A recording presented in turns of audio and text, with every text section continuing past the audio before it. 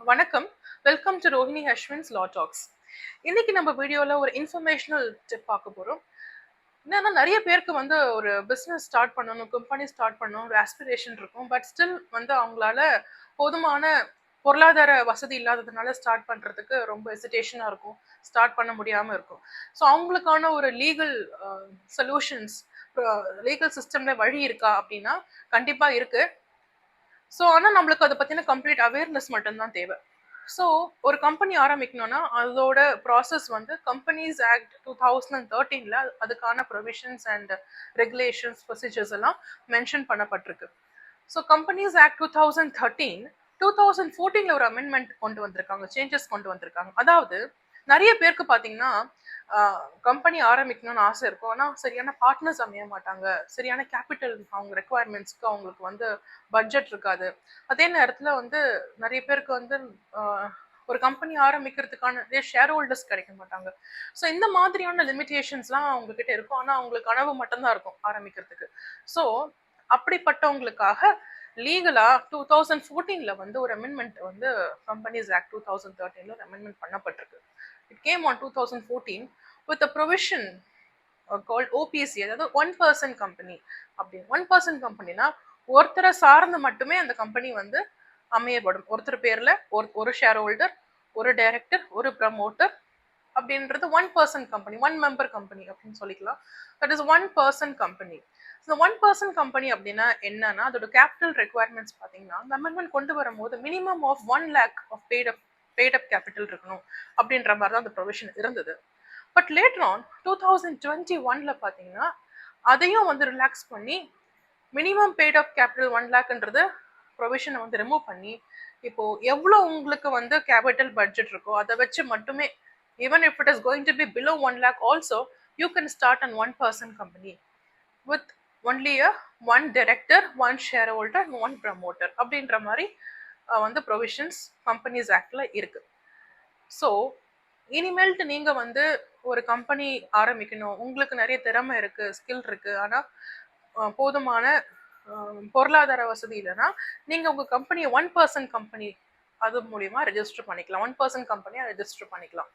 So இப்போ for example ரவின்ற ஒரு person வந்து அவரோட கம்பெனியை வந்து ரெஜிஸ்டர் பண்ண விரும்புறாரு. ஆனால் அவர் ஒருத்தர் மட்டும்தான் இருக்காரு, அவருக்கு பார்ட்னர்ஸ் இல்லை, ஷேர் ஹோல்டர்ஸ் இல்லை, ரொம்ப கம்மியாக ஒரு 20,000 30,000 ரூபாய் தான் இருக்கு கையில். அதை வச்சு ஒரு கம்பெனி ஆரம்பிக்கணும், ரெஜிஸ்டர் பண்ணணும் அப்படின்னா அவர் கண்டிப்பாக அந்த கம்பெனியை 1% கம்பெனியாக ரெஜிஸ்டர் பண்ணலாம்.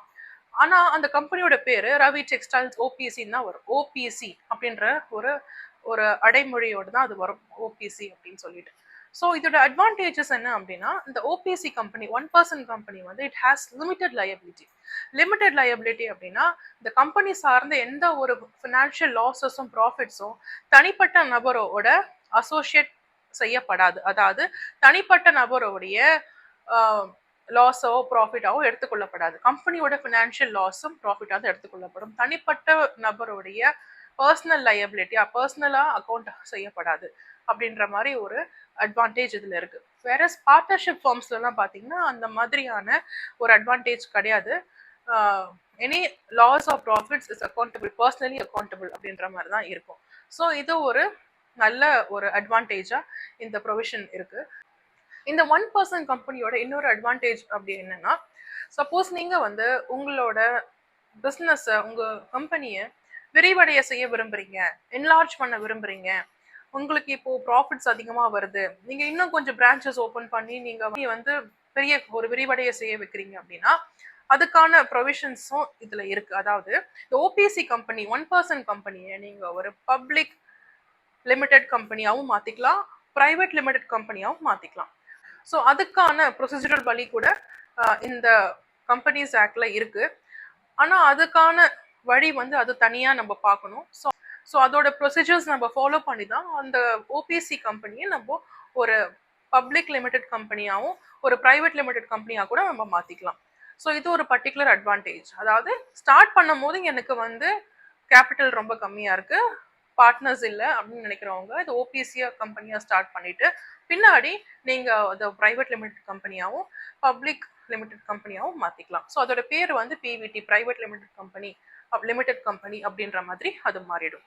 ஸோ அதுக்கான ரெஜிஸ்ட்ரேஷன் ப்ராசஸ், சேஞ்ச் பண்ணுறதுக்கான தனி ப்ரொசீஜர்ஸ் எல்லாம் தனியாக இருக்குது. ஸோ இது ஒரு முக்கியமான ஒரு அட்வான்டேஜ். ஸோ ஐ திங்க் இந்த வீடியோ உங்கள் எல்லாருக்குமே ரொம்ப யூஸ்ஃபுல்லாக இருந்திருக்கும்.